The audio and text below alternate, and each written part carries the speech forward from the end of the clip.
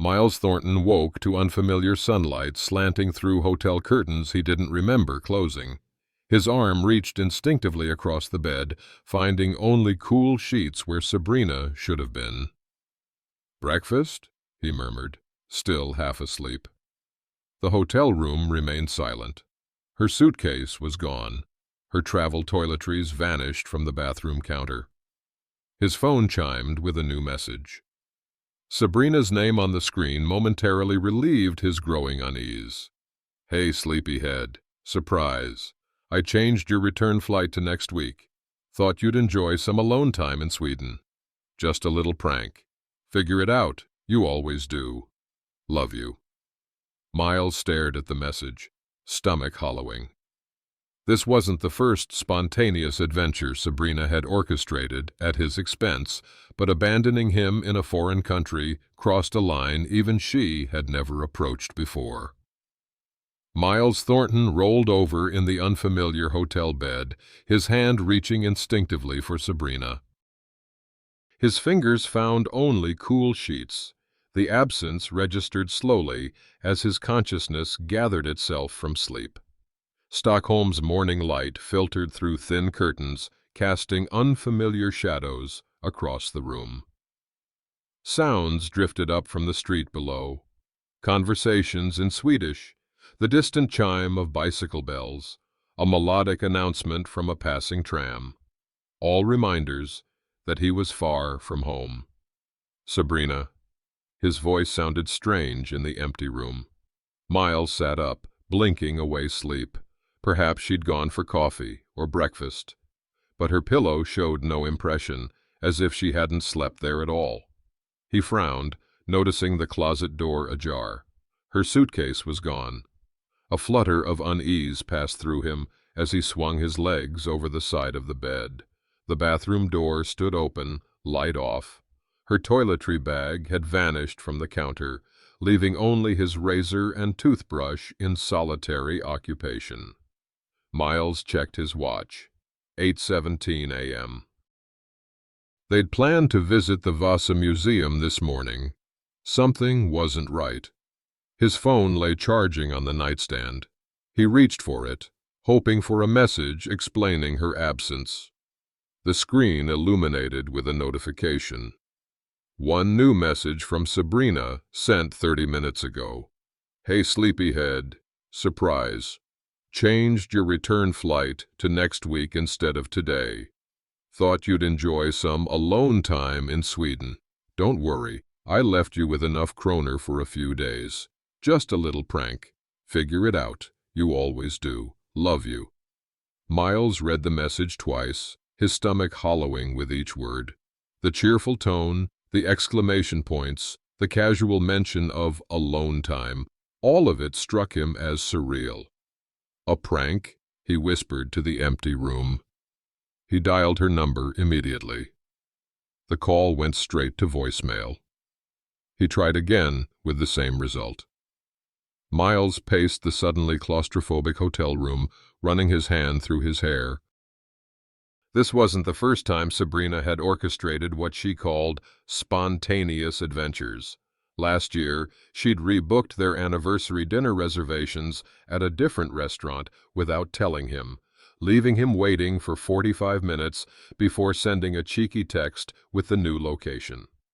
6 months ago, she'd accidentally given him the wrong address for a party, sending him to a stranger's house. But this, abandoning him in a foreign country, was different. This crossed a line. He checked his wallet. She'd left him with 700 kroner, about $65. His credit cards were there, at least, but his return ticket had been for today. He checked his email, finding the airline's confirmation of the change. 7 days. She'd left him stranded for 7 days. Miles tried calling again, then sent a text. "This isn't funny, Sabrina. Call me immediately." 3 minutes passed, 5, 10. No response. The walls of the hotel room seemed to press inward. Miles looked out the window at the unfamiliar city stretching beyond. He needed help. The hotel lobby gleamed with Scandinavian minimalism, all clean lines and muted colors. Miles approached the front desk, conscious of his rumpled appearance and the anxiety he was failing to conceal. "Excuse me," he said to the young woman behind the counter. Her name tag read Linnea. "Yes, sir? How may I help you?" Her English was flawless, with just a hint of a Swedish accent. "I seem to have a situation." Miles hesitated, embarrassment coloring his explanation. "My wife has apparently left and changed my return flight as some kind of joke." Linnea's professional smile faltered for a fraction of a second. "I see. And you need to modify your stay with us?" "Yes. I'll need the room for another week, it seems." She tapped at her computer. "That won't be a problem, Mr. Thornton. We have availability." A tall man in a crisp suit approached from a side office. "Is everything all right, Linnea?" "Mr. Thornton needs to extend his stay, Mr. Anderson." The concierge studied Miles with a practiced eye. "An unexpected extension to your Stockholm visit?" Something in the man's tone, professional yet understanding, broke through Miles's facade. "My wife left this morning, changed my flight home without telling me, called it a prank." The words sounded even more absurd spoken aloud. A flash of judgment crossed Mr. Anderson's features before being replaced with professional sympathy. "I see. Perhaps you would like some assistance with planning your extended stay. Stockholm has much to offer a solo traveler." "I wouldn't even know where to begin," Miles admitted. "Allow me." The concierge produced a map of the city. The essentials first: banking, pharmacy, affordable dining options. He marked several locations. "And perhaps these attractions to fill your days." More marks appeared. "Many are free or inexpensive." "Tax, Anika," Miles said, using one of the few Swedish phrases he knew. "Thank you." "Varsågod," Mr. Anderson replied with a slight bow. "Stockholm can be a wonderful place for self-discovery."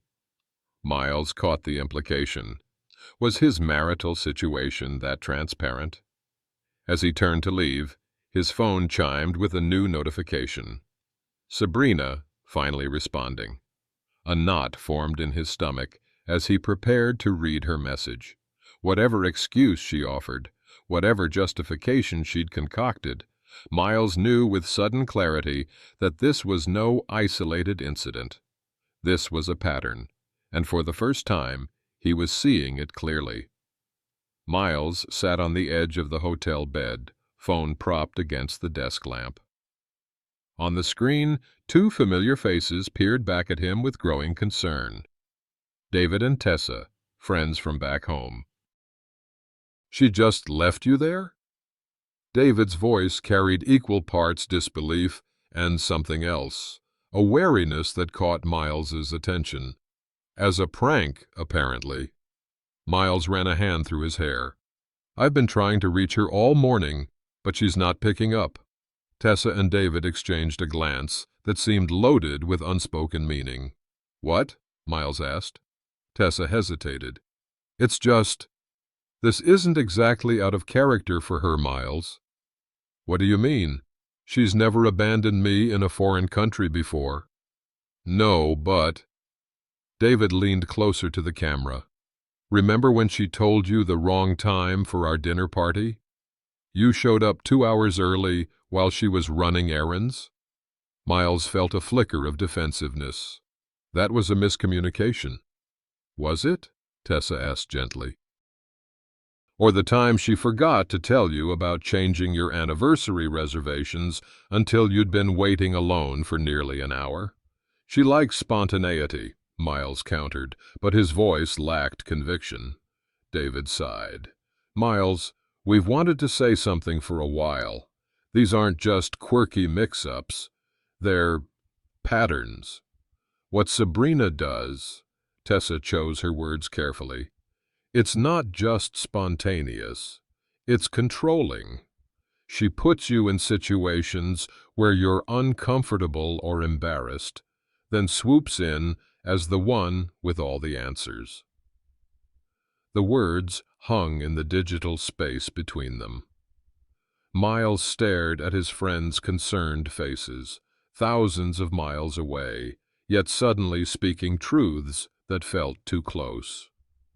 "We've been worried," David added quietly. Miles looked away from the screen. Through the window, Stockholm continued its day, oblivious to his unraveling certainties. "I should go," he said finally. "I need to figure out what to do here." "Miles," Tessa started. "I'll call you tomorrow," he promised, then ended the call before they could see the confusion on his face. The concierge's map in hand, Miles ventured into Stockholm's afternoon bustle. The familiar safety of the hotel receded behind him as he navigated streets with names he couldn't pronounce. Each intersection required a careful study of street signs and map references, making what should have been a simple walk feel like a complex puzzle. He followed Mr. Anderson's recommended route to a currency exchange, mentally calculating how long Sabrina's 700 kroner might last. The line moved slowly, giving Miles too much time to replay his friend's words in his mind. Patterns, controlling, puts you in situations where you're uncomfortable.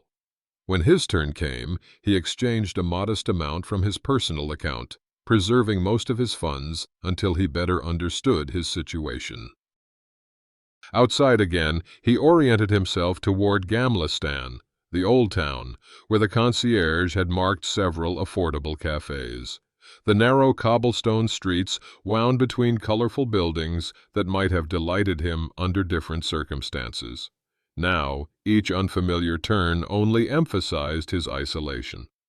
A group of tourists passed, laughing at a guide's joke Miles couldn't understand. He checked his phone again, no response from Sabrina. At a small square, he paused to consult the map. The folded paper fluttered in a sudden breeze, nearly escaping his grasp. A passing cyclist swerved to avoid him, calling out something in Swedish that didn't sound friendly. "Sorry," Miles mumbled, pressing himself against a building wall. He found a small bakery and managed to order coffee and a kanelbulle, a cinnamon roll, pointing and offering a careful tack to the server. It was a small victory that momentarily lifted his spirits as he took his first bite of the unexpectedly delicious pastry, and his phone remained silent. The reality of his situation settled over him like the lengthening afternoon shadows. 7 days stretched before him, a strange blend of unexpected freedom and unwanted abandonment. As the day cooled toward evening, hunger drove him to seek one of the affordable restaurants marked on his map. He stood studying the posted menu, trying to decipher prices and ingredients, when a voice spoke beside him. "The meatballs here are excellent, but overpriced for what you get," said a woman's voice in lightly accented English. "There's a better place 2 streets over." Miles turned to find a woman about his age, with short blonde hair and intelligent eyes. She wore hiking boots and carried a weathered messenger bag with a marine conservation logo. "That obvious I'm lost?" he asked. She smiled. "You have the map-studying intensity of someone on a budget in unfamiliar territory. I'm Anika." She extended her hand. "Miles." He shook it, noticing her firm grip. "And you'd be right about the budget. Let me guess, American?" He nodded. "The place I mentioned is where the locals go. I'd be happy to show you, if you'd like, unless you prefer to explore on your own." Miles hesitated. His instinct was to decline, to handle this himself as he always did when Sabrina's spontaneity left him scrambling. But something in Anika's straightforward offer lacked the manipulation he was beginning to recognize elsewhere. "That would be great, actually. Thank you." They walked side by side through streets that seemed less intimidating with a guide. The cafe she led him to was tucked away on a quiet street, warm light spilling from its windows. "Velkommen," the proprietor called as they entered. Over simple but delicious food, Miles found himself explaining his situation. He expected judgment or pity, but Anika's expression showed neither. "That's not a prank," she said matter-of-factly. "That's unkind." The simple assessment, free of the hedging he was used to from friends who knew Sabrina, was startlingly refreshing. "I'm a marine biologist," she continued, perhaps sensing his discomfort, "working on a research project in the archipelago. Stockholm is beautiful this time of year, though I imagine it's hard to appreciate under the circumstances." "What kind of research?" Miles asked, grateful for the subject change. "Monitoring Baltic Sea ecosystems. We're tracking changes in marine populations due to warming waters." She pulled out a tablet, showing him photographs of research vessels and underwater equipment. "We're actually short-handed at the moment. One of our data analysts had to leave unexpectedly."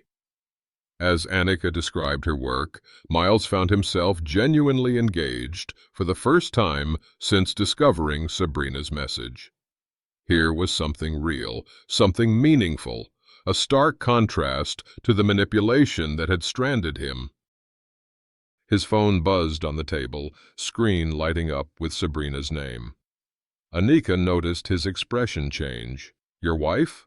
Miles nodded, staring at the notification. The message preview showed only, "Maybe if you learn your lesson." "I should probably," he began. "Of course." Anika gathered her things. "The meal's on me. Stockholm hospitality." "That's not necessary. Consider it a welcome to Sweden, however unexpected your arrival method." She smiled, sliding a business card across the table. "If you need a local friend while you're here, or if you're interested in seeing our research facility, call me." As Anika left, Miles opened Sabrina's message, his momentary connection to something authentic fading as he prepared to navigate his wife's latest game.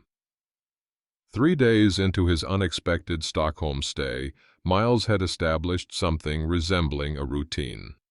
He'd moved to a less expensive room on a lower floor, still comfortable but more aligned with his uncertain budget. The hotel staff now greeted him by name, no longer with the curious glances reserved for temporary guests. Each morning began with coffee from the small cafe 2 blocks down where the barista had memorized his order, "Un stor café, tack." His pronunciation still earned gentle corrections, but the attempt itself seemed appreciated. He'd set up a makeshift office in the corner of his room, laptop perched on the desk, phone charger permanently plugged in, hotel notepad filled with practical calculations of expenses and remaining funds. The map provided by Mr. Anderson hung on the wall, marked with additional notations: affordable restaurants, free museums, pleasant walking routes. "Will you need fresh towels today, Mr. Thornton?" asked Elsa, the housekeeper who had taken to checking on him specifically. "Nej tack," Miles replied, earning a small smile at his expanding Swedish vocabulary. "I'm fine for today." When she left, Miles returned to his laptop, scrolling through Stockholm attractions he could visit without spending much. His credit card still worked, but he was reluctant to create debt that would eventually need addressing. Better to live modestly on what he had. His phone buzzed. Conversations with friends back home had grown awkward, full of unspoken judgment about his situation. But this was a different notification, Sabrina's name appearing for the first time since her cryptic message about learning his lesson. Before he could open it, the phone rang in his hand, her name lighting up the screen. Miles took a deep breath and answered. "Miles, you're still alive in Sweden, I see." Sabrina's voice carried the light, teasing tone that once charmed him, but now rang hollow. "What do you want, Sabrina?" He kept his voice carefully neutral. "Oh, don't be like that." "Are you enjoying your little adventure?" "Being abandoned in a foreign country isn't my idea of an adventure." A theatrical sigh. You're so dramatic. It's just a week. I thought you could use some alone time to appreciate what you have." Miles sat on the edge of the bed, pressing his fingers against his temple. "What I'd appreciate is my passport and access to our accounts. That's why I'm calling. I'm sending your passport and credit cards. They should arrive tomorrow or the next day." The news should have brought relief, but Miles found himself suspicious. "Why the change of heart?" "There's no change, silly. This was always the plan. I just wanted you to have a few days to yourself, clear your head." Her tone shifted to a softer, more intimate register. "I miss you. Don't you miss me?" An automatic yes nearly escaped his lips, the programmed response to her familiar script. Instead, he asked, "Why did you do this, Sabrina? Really?" "I told you." "No." "The truth." A pause, then her voice hardened slightly. "You've been so distant lately, preoccupied with work, barely noticing me. I thought this would help you realize what matters." "By humiliating me?" "By helping you appreciate what you have," she corrected sharply. Then, softening again, "Look, your passport and cards will arrive soon. Then you can enjoy the rest of your time there without worrying." Miles felt the familiar pull of her manipulation. The subtle blame-shifting, the reframing of her actions as helpful rather than harmful. But something had changed in him. "I need to know exactly when they'll arrive," he insisted. "Tomorrow, probably. I sent them express." Her tone grew impatient. "You know, most men would enjoy an unexpected vacation. Most wives don't abandon their husbands as a lesson." Silence stretched between them before Sabrina spoke again, her voice honeyed. "I'm sorry if you felt abandoned. That wasn't my intention. I just wanted you to remember how much you need me."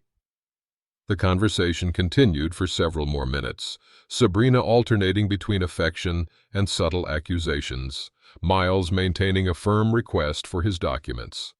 Finally, she promised again they would arrive the next day. "I should go," she said. "Early meeting tomorrow. Love you." The call ended before Miles could respond, leaving him with a familiar mix of confusion and tentative hope.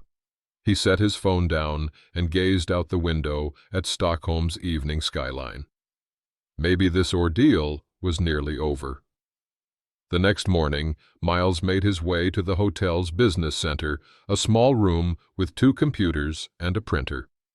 His passport hadn't arrived yet, but he wanted to check their joint account to ensure sufficient funds for his remaining days and the eventual flight home. The banking website loaded slowly. Miles drummed his fingers on the desk, glancing occasionally at the door, as if Sabrina might materialize with his documents. Finally, the login page appeared. He entered their credentials, muscle memory guiding his fingers through the familiar sequence. Access denied. Miles frowned, tried again. Access denied. Had Sabrina changed the password? He switched to his personal account. Smaller, meant for his discretionary spending.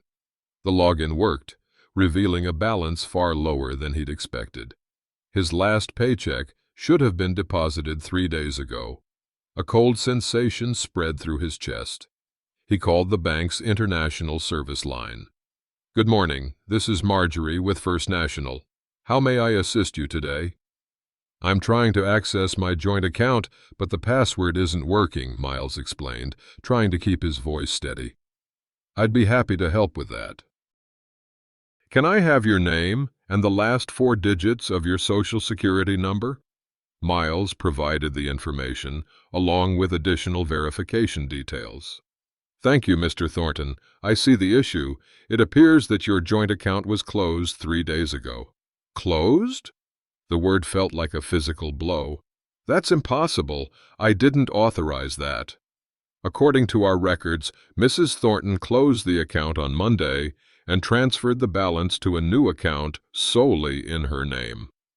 Miles stared at the computer screen, suddenly understanding with perfect clarity. And my direct deposit? My paycheck that should have been deposited this week? A pause. That deposit was redirected to Mrs. Thornton's new account. It appears she submitted a change of deposit form with your employer. The business center's white walls seemed to press inward. This wasn't a prank. This wasn't a lesson. This was calculated. Is there anything else I can help you with today, Mr. Thornton? No, he managed. Thank you. Miles ended the call and sat motionless, the truth crystallizing with devastating clarity. Sabrina hadn't merely abandoned him in Stockholm. She'd planned a complete financial severance, timed perfectly with her prank.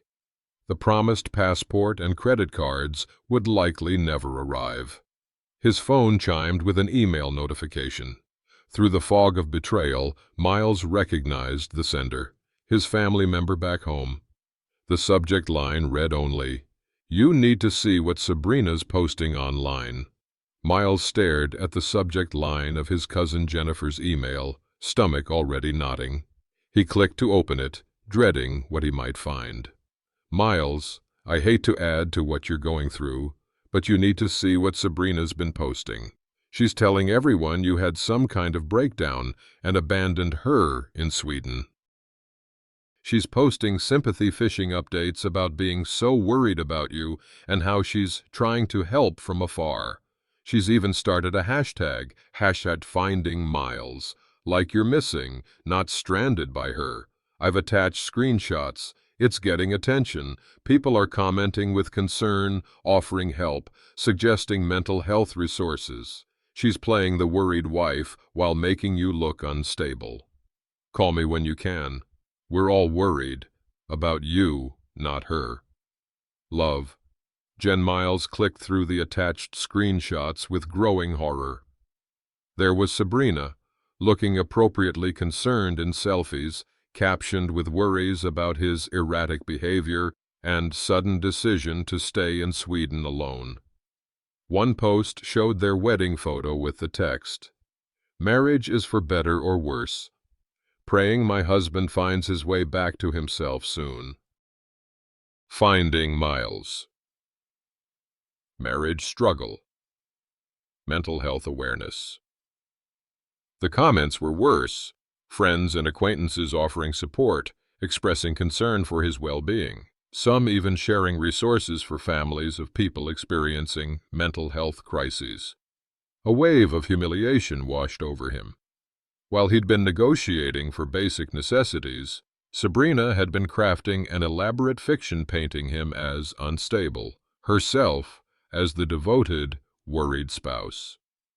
The narrative was so precisely inverted, so meticulously constructed, that Miles suddenly questioned every argument they'd ever had.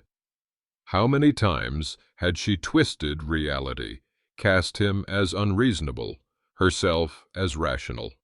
How many friends secretly thought him unstable based on her careful framing? His hands shook as he typed a brief reply to Jennifer. "Thanks for letting me know. This is all completely false.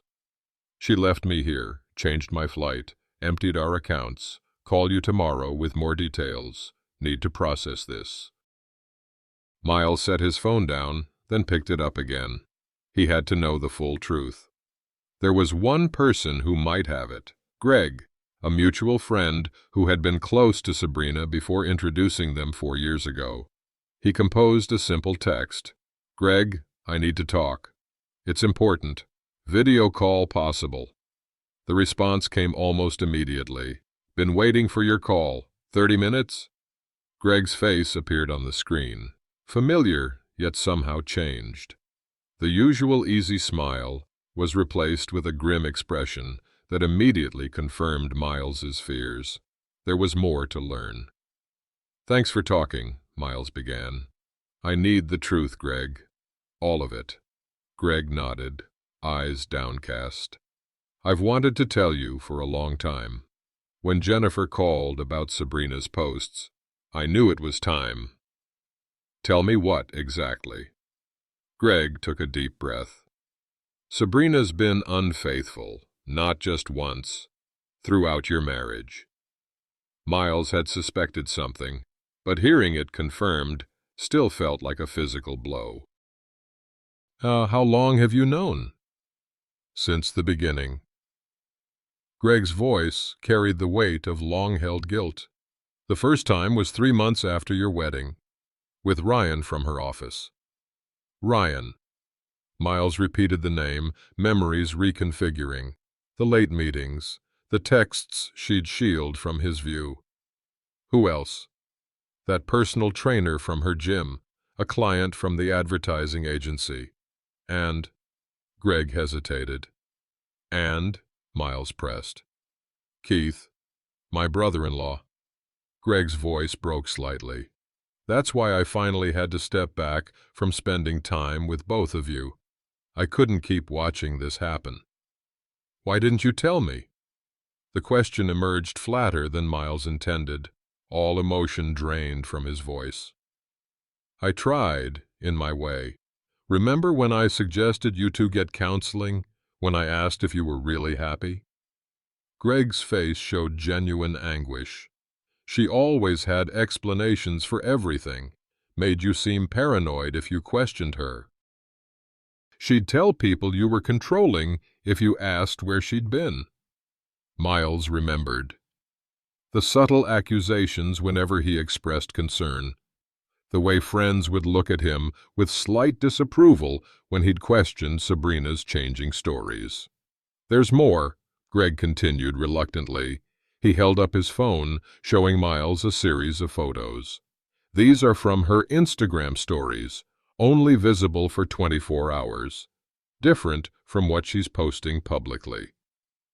The images showed Sabrina at clubs, at restaurants with a man Miles didn't recognize, laughing, clearly enjoying herself, all time-stamped during the days she'd left him stranded. "She has different narratives for different audiences," Greg explained. "The sympathy story for mutual friends and family, this carefree version for people who don't know you." Miles stared at the images, feeling strangely detached, as if watching a movie about someone else's life. "I'm sorry, Miles." "I should have told you sooner." Miles nodded slowly. "Thank you for telling me now." When the call ended, Miles sat in perfect stillness, the hotel room silent around him. The betrayal was so complete, so calculated, that it defied immediate emotional response. There was only a vast emptiness where certainty had once been. The next evening, Miles found himself at Stockholm's harbor, drawn to the water's expansive calm.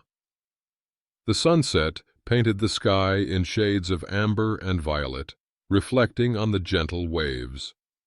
Ships of various sizes dotted the harbor, some massive commercial vessels, others small private boats. Each represented journeys, departures, arrivals. Unlike them, Miles had no clear destination. His passport remained in Sabrina's possession. His finances were decimated. His return flight, even if he could somehow pay for it, was still days away. The crushing reality had settled in his chest. He was truly stranded. He walked along the waterfront, past moored boats rocking gently in the evening breeze. A few locals fished from a small pier. Couples strolled hand in hand. Normal lives continuing while his had fractured beyond recognition. 4 years of marriage, 4 years of what he now understood had been elaborately constructed lies. Miles tried to identify what he felt: anger, grief, humiliation, but encountered only a profound numbness, as if his emotions had short-circuited from overload. Who was he now? The identity he'd built as Sabrina's husband, patient, accommodating, willing to overlook her quirks, had been based on a complete fiction. If that cornerstone was false, what else about himself had been constructed around lies? Miles paused at a railing overlooking the water. A distant ferry cut through the waves, leaving a trailing wake that eventually dissolved back into the greater sea.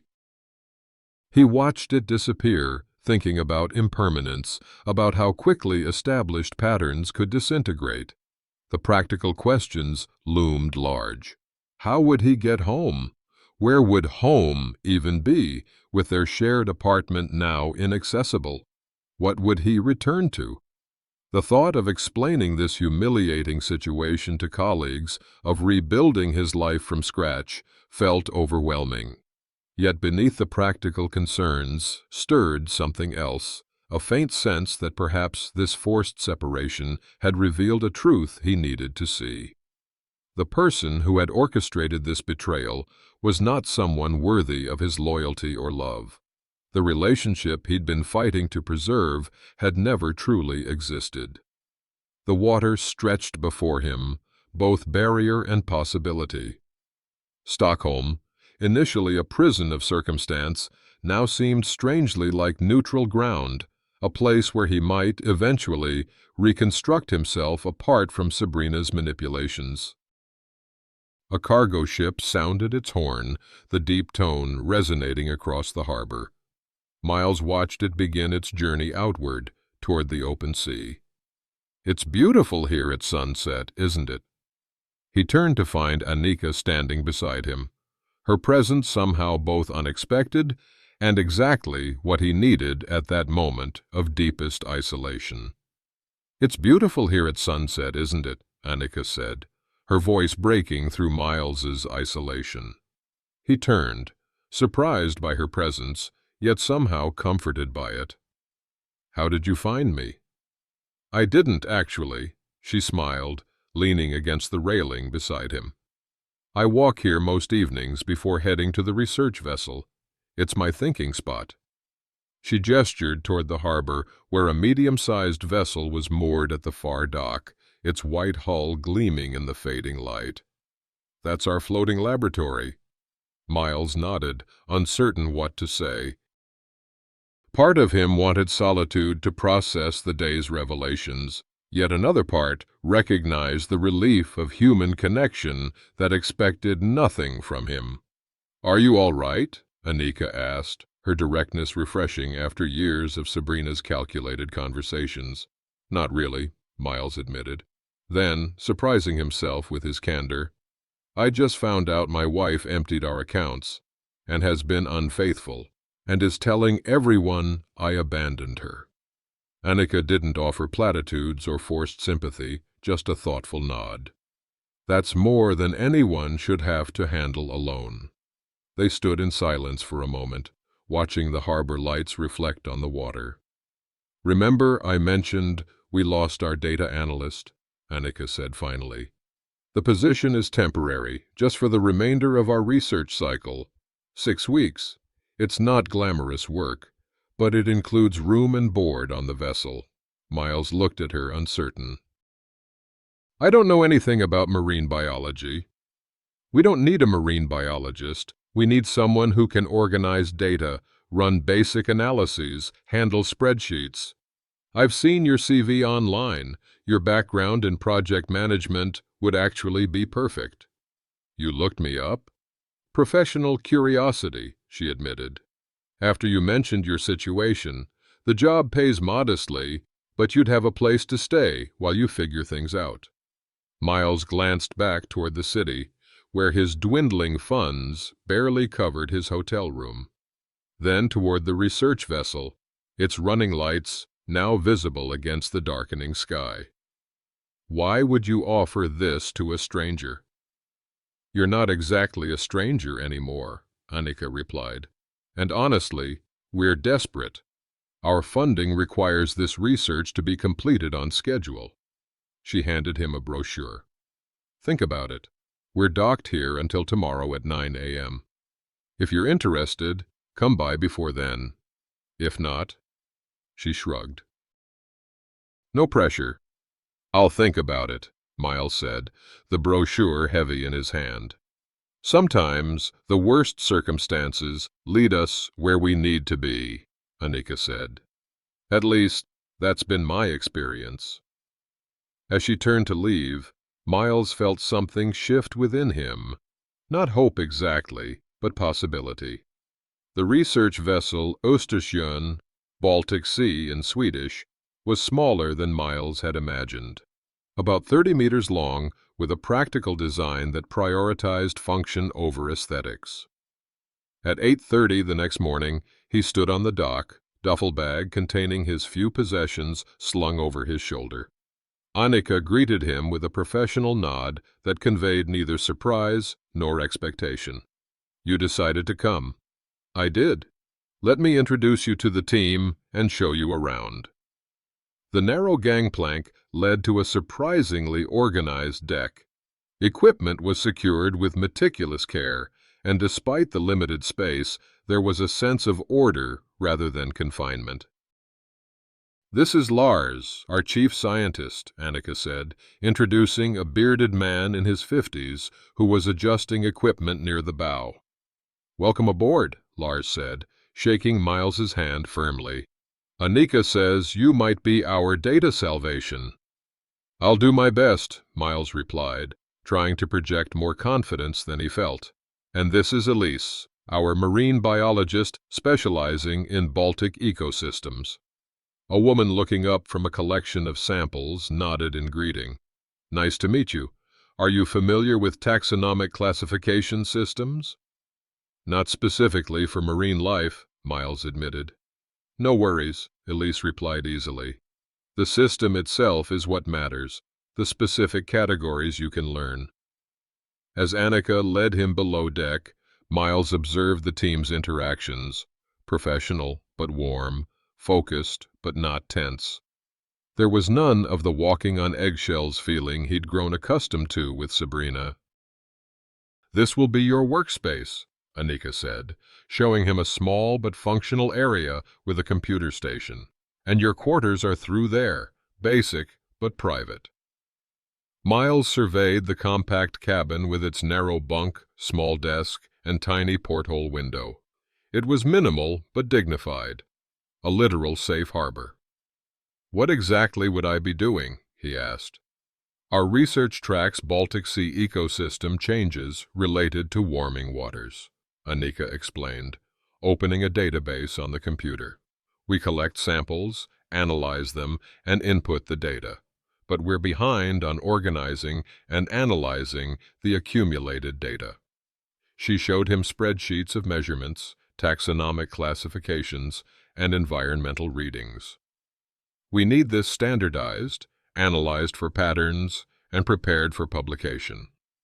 Miles studied the system, recognizing its logic despite the unfamiliar content. This is essentially project management with specialized data. I can handle this. There's one more person you should meet, Anika said, leading him back to the deck where a tall woman with silver-streaked hair was reviewing charts. Dr. Lindgren, this is Miles Thornton, our potential new data analyst. The woman studied him with keen eyes. Anika says you're stranded in Stockholm and have project management experience. Both unfortunate and fortunate for us. Can you commit to 6 weeks? The directness of the question cut through Miles's hesitation. 6 weeks away from his old life, from Sabrina's manipulation, from the humiliation of explaining his situation, suddenly seemed not like an escape, but an opportunity. Yes, he said with unexpected certainty. I can commit to 6 weeks. Dr. Lindgren nodded. Good. Elise will get you started on today's samples. We sail with the evening tide. The afternoon found Miles at his workstation, surrounded by the day's collected samples. Elise had shown him the classification system and the database structure, then left him to process the first batch, a test of his abilities. Each sample vial contained minute organisms collected from specific Baltic Sea locations. His task was to log them according to the taxonomic system, record their measurements, and enter environmental data from when they were collected. Miles studied the first specimen under the microscope, consulting the reference guide. The tiny zooplankton matched the description of a Cartia bifillosa, a copepod common to the Baltic. He measured its length, documented its features, and entered the data into the appropriate fields. The work required focus and precision, qualities Miles had always possessed but rarely been appreciated for. At home, Sabrina had dismissed his methodical nature as boring, his attention to detail as obsessive. Here, those same traits were valuable. As the afternoon progressed, Miles developed a rhythm.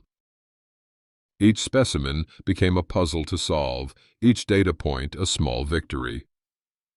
The ship hummed around him with purposeful activity as the crew prepared for departure. But his workspace became a sanctuary of ordered thinking. "How's it going?" Anika asked, appearing at his door 3 hours later. Miles straightened, surprised to find his back stiff from maintaining his position. "I've completed the first batch. 38 specimens classified, measured, and logged." Anika checked his work, scrolling through the database with raised eyebrows. "This is extremely thorough. You've included cross-references I wouldn't have expected from someone new to the system." "I noticed patterns in the classification hierarchy," Miles explained. "It seemed logical to link related specimens." "It is logical. It's also exactly what we needed." She smiled. "Dr. Lindgren will be impressed." As if summoned by her name, the senior researcher appeared in the doorway. "Let me see what you've accomplished." Miles watched nervously as she reviewed his work, her expression unreadable. "This exceeds expectations," she said finally, "particularly for someone with no background in marine biology." She turned to Anika. "You were right about him." The simple recognition of his competence struck Miles with unexpected force. Here was no manipulation, no ulterior motive, just straightforward acknowledgement of work well done.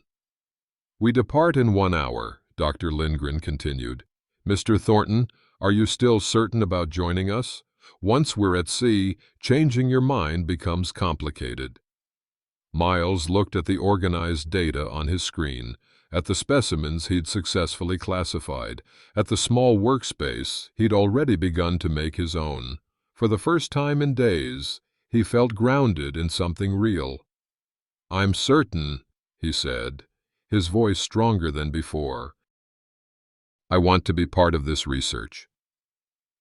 As the Baltic sunset streamed through the porthole, casting his new workspace in golden light, Miles felt something unfamiliar, yet welcome.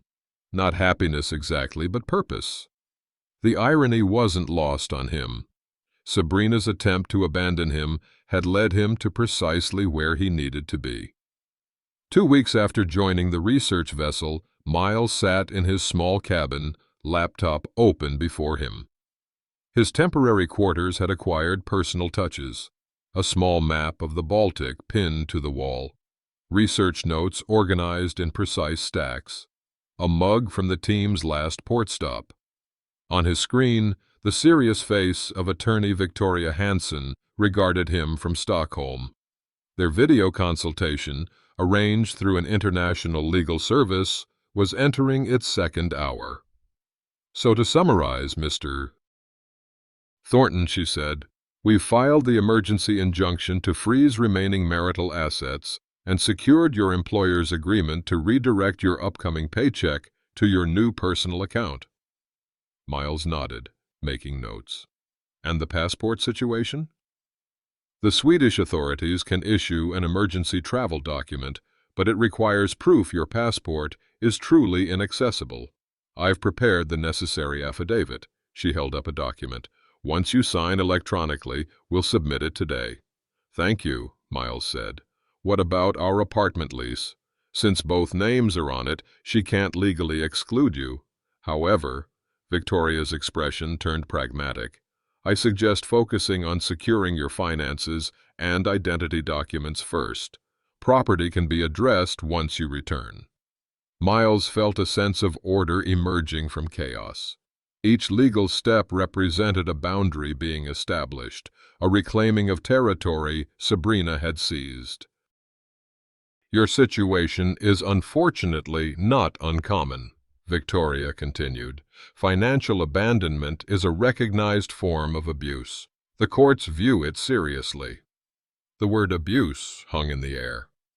Miles had never applied it to his situation, but hearing it from a professional brought clarity. What Sabrina had done wasn't a prank or a lesson. It was deliberate harm. "What should I expect from her when these measures take effect?" he asked. "Based on the pattern you've described, likely escalation. People who control through financial means often switch to emotional manipulation when that avenue is blocked." Miles nodded, thinking of Sabrina's carefully curated social media narrative. "I'm prepared for that," he said, surprised to find he meant it. As they concluded their business, Miles felt something he hadn't experienced since before Stockholm, a sense of agency. Not every problem was solved, but concrete steps had been taken. The path forward was becoming visible. His phone chimed with an incoming notification just as he thanked the attorney and ended the call. Miles stared at his phone, where a series of messages from Sabrina had appeared in rapid succession. "Miles, what's going on with our accounts? Why can't I access the joint account? I'm trying to pay bills and everything's frozen. Are you seriously doing this to me? Your family is worried sick. Everyone is looking for you. Please, just come home and we can work this out." As he watched, more appeared. "I know you're hurt, but this is childish. I made one mistake and you're punishing me like this. I need access to our money. This isn't legal. Fine. You want war. The police think your disappearance is suspicious." The messages continued, cycling through accusation, pleading, threats, and back to concern. A familiar pattern, but one he now recognized clearly. Each text designed to provoke a specific response, to pull him back into her orbit of control. Miles pocketed his phone without responding and climbed to the vessel's deck. The evening air carried the clean scent of sea and approaching rain. They were anchored in a sheltered cove for the night's sampling work. The shoreline, a distant, dark line. "Bad news?" Anika asked, looking up from where she was preparing sampling equipment. "Sabrina discovered her financial access is restricted." Anika nodded, continuing her methodical work. "And she's not happy. She's cycling through her usual tactics: guilt, fear, threats, fake concern." Miles leaned against the railing. 2 weeks ago, those messages would have sent me into a panic. And now? Now I see them for what they are: attempts to regain control. Anika secured a collection canister before speaking. "My ex was similar, not as extreme, but he had a gift for making me feel responsible for his emotions." Miles studied her calm profile. "How did you finally end it?" "I realized I was bending myself into shapes that weren't me, trying to manage his reactions." She looked up at the darkening sky. "Eventually, I understood. His feelings were his responsibility, not mine." The phone buzzed again in Miles's pocket. He ignored it. "The hard part," Anika continued, "was that after years of that dynamic, I didn't know who I was anymore. Finding myself again took time." Her words resonated with Miles's emerging understanding. He'd been so focused on accommodating Sabrina's spontaneity that he'd lost sight of his own needs and boundaries. "I need to go back," he said suddenly. Anika looked at him, surprised. "Back home?" "Briefly, to face her directly, end things clearly." Miles felt the certainty of it settling in his chest. "Otherwise, this will continue indefinitely." "Are you sure that's wise? She seems volatile." "I'm not going back to reconnect." I'm going back to disconnect, completely and finally. Miles looked out over the water. As long as I'm hiding here, she retains a kind of power. Anika considered this, then nodded. Sometimes, the only way out is through. His phone vibrated again, but the sound seemed distant now, disconnected from his emotional state. Miles realized he was no longer reacting to Sabrina's manipulations. He was observing them, analyzing them, and finally preparing to respond on his own terms. The research vessel's small dining area hummed with conversation and laughter. The team had completed processing a particularly valuable set of samples, confirming changes in microorganism populations that supported their warming water hypothesis. The milestone called for celebration, a special dinner prepared by Lars, who had revealed unexpected culinary talents. Miles sat among them, no longer the outsider, but a contributing member of this floating community. His data analysis had helped identify critical patterns in the research, earning him genuine appreciation. To the Baltic Sea and its secrets, Dr. Lindgren toasted, raising her glass of local Swedish beer. And to Miles, Elise added, for making sense of our data chaos. Miles accepted their acknowledgement with a nod, still unused to straightforward recognition without ulterior motives. In the 2 weeks aboard, he'd experienced more authentic connection than in years of his marriage. "I need to tell you all something," he said, as the meal progressed. "I'm going to take a brief leave, 3 days, to return home and address my situation." The table fell quiet, concerned faces turning toward him. "Are you sure that's necessary?" Lars asked. "Legal matters can often be handled remotely." "This isn't just legal," Miles explained. "It's about facing the situation directly, ending it cleanly." "She'll try to manipulate you," Elise warned. "People like that are masters at pulling you back in." "I know, but I'm not the same person she abandoned here." Miles looked around the table at these people who had become unexpectedly important to him. "I've changed." Dr. Lindgren studied him thoughtfully. "What's your specific plan?" "I've booked a flight using my emergency travel document. I'll meet with her once, with clear boundaries, state my intentions regarding divorce, and return." "Don't meet her alone," Lars advised. "People who feel their control slipping can become unpredictable." "A public place," Anika suggested, "with a firm time limit." "And don't let her keep you overnight," Elise added. "That's when boundary erosion happens." Miles took in their advice, practical, specific, genuinely concerned for his well-being without trying to control his decisions. The contrast with his marriage couldn't have been more stark. "We'll compensate for your absence in the research schedule," Dr. Lindgren said decisively. "And your position remains secure when you return." "If you return," Lars corrected, voicing the unspoken concern. "I will return," Miles said with quiet certainty. "What I've found here," he gestured around the table, "is something I'm not willing to lose. Purpose, respect, community." Anika raised her glass. "To boundaries and brave decisions." As the others joined the toast, Miles felt a sureness that would have been unimaginable weeks ago. The woman who had abandoned him in Stockholm, thinking him helpless without her, had inadvertently given him the greatest gift, the chance to discover his own strength, his own worth, beyond the distorted mirror of their relationship. 3 days, he confirmed, then I'll be back to finish what we've started here.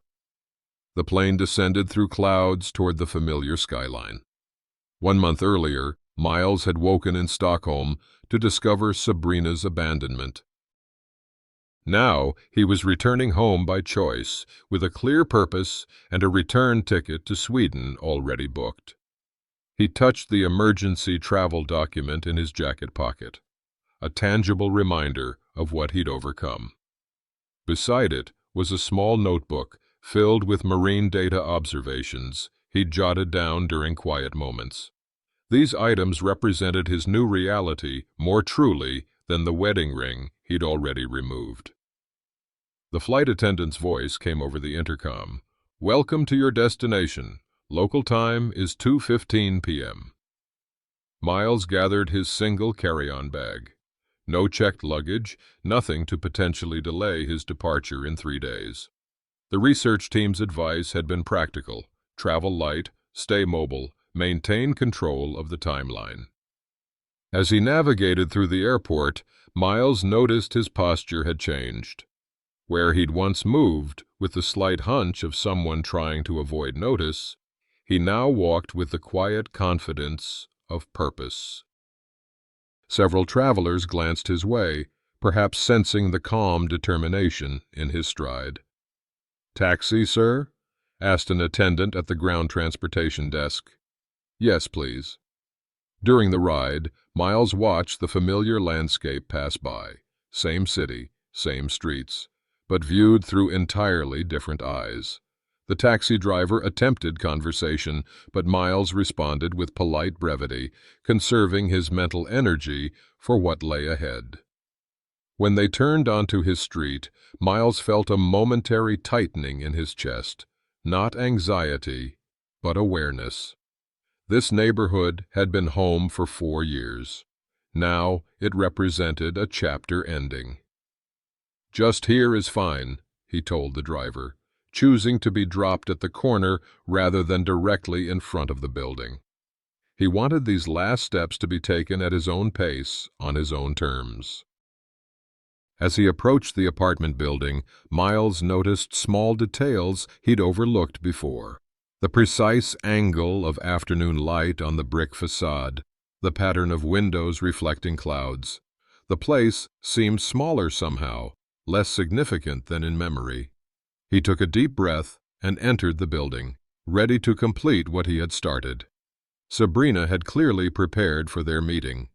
The apartment was immaculate, with fresh flowers on the dining table and the scent of Miles's favorite meal wafting from the kitchen. She'd even dressed carefully, the blue blouse he'd once complimented, hair styled the way he preferred, a scene set for reconciliation. Her expression when she opened the door cycled rapidly from rehearsed concern to genuine surprise at Miles's composed demeanor. "You're here," she said, reaching for an embrace that Miles sidestepped with a gentle but firm step backward. "Yes. We need to talk." He entered, but remained standing, declining her gesture toward the couch. "Miles, I've been so worried." Her voice took on the familiar tone of concern he now recognized as performative. "Your behavior has been so erratic. Everyone's been—" "Sabrina," he interrupted quietly, "let's speak honestly. You abandoned me in Sweden, emptied our accounts, and publicly painted me as mentally unstable.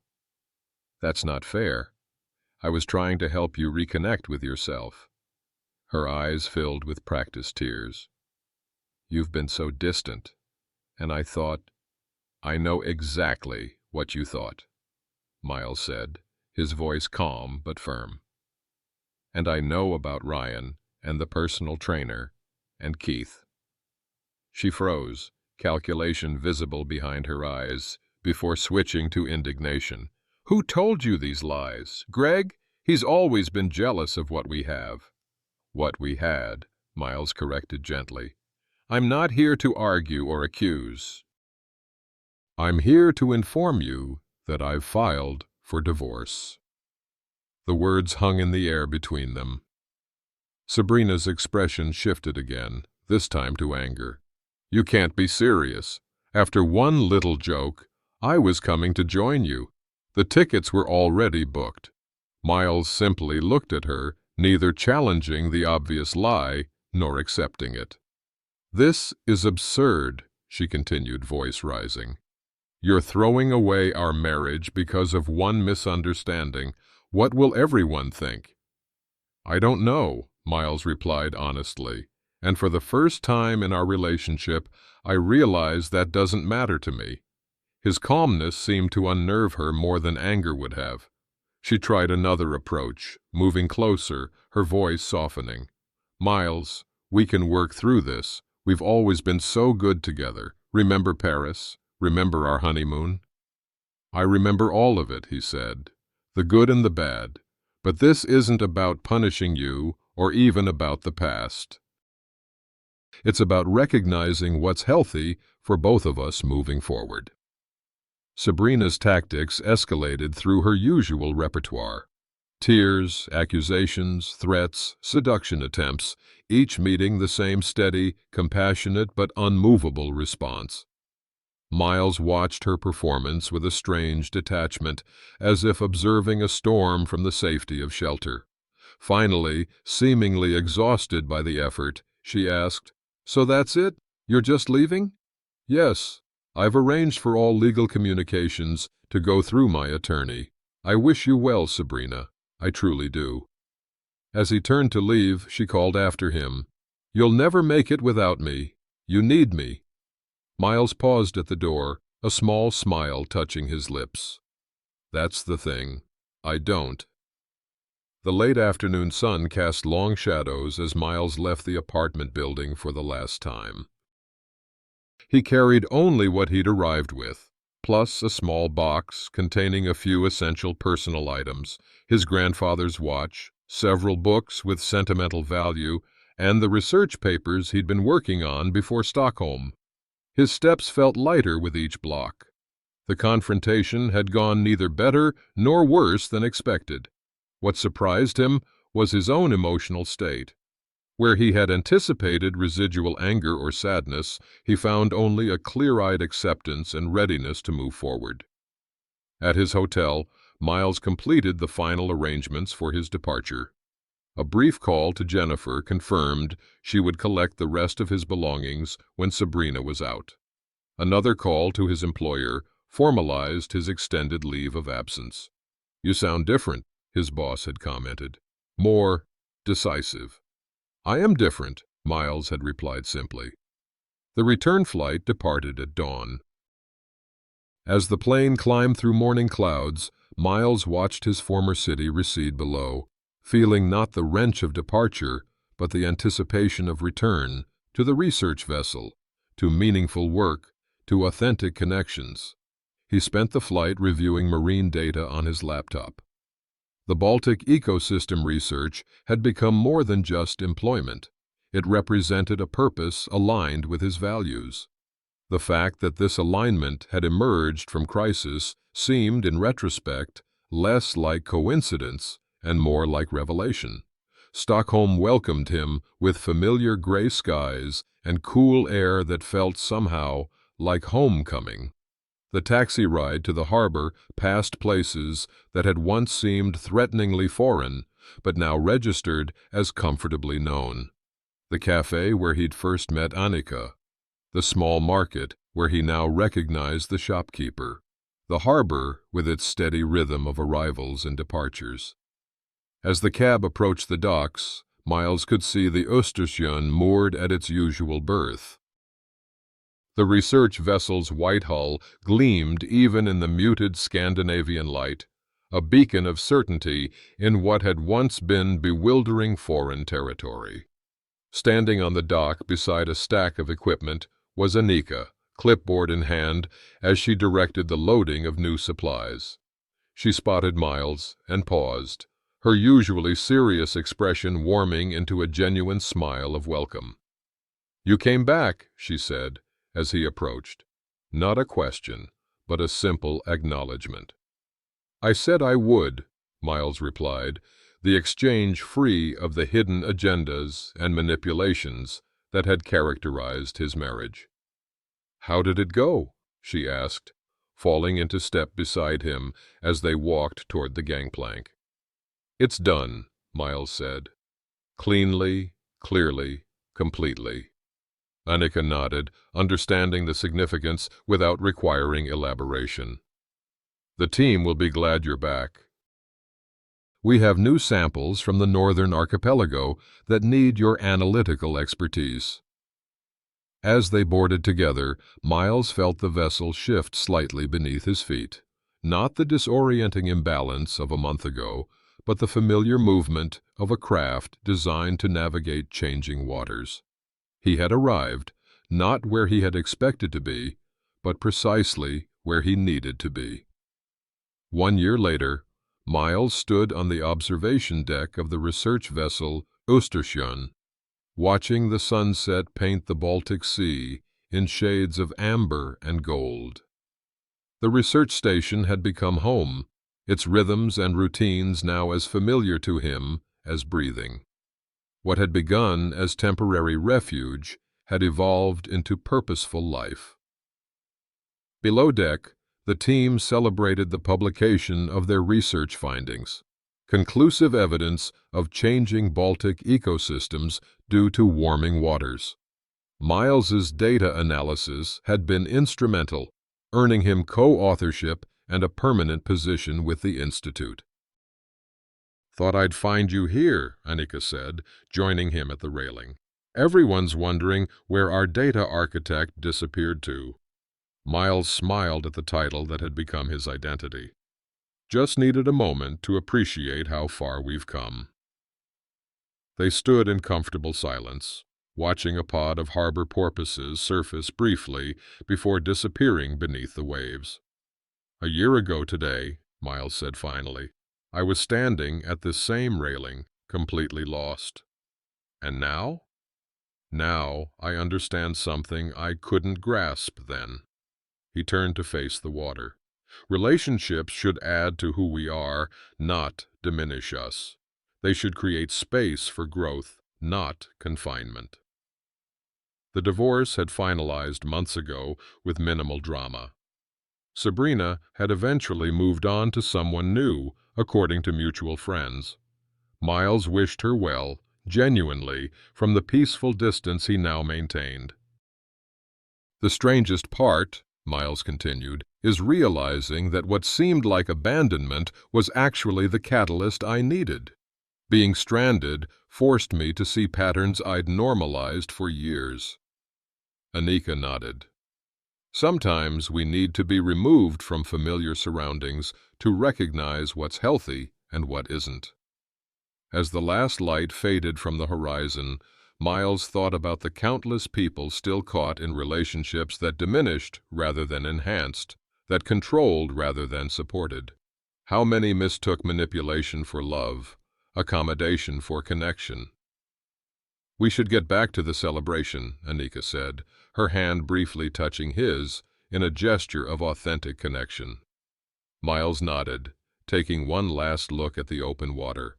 The sea that had once seemed a barrier now represented possibility, a reminder that what appears to be an ending can become, with courage and clarity, the beginning of something far more meaningful.